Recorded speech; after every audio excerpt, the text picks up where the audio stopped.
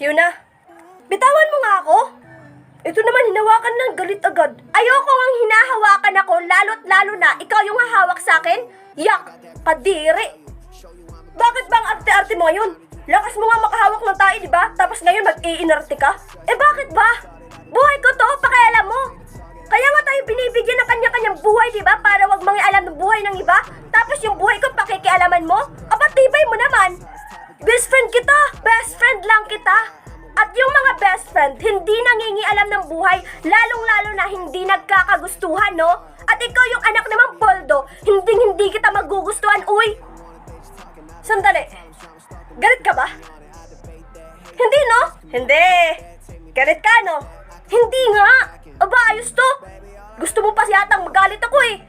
Tungkol ba ito kahapon? Sorry na. Hindi, ah. Bahala ka nga sa buhay mo, itanong mo sa brief mong benten. Hoy! Bal!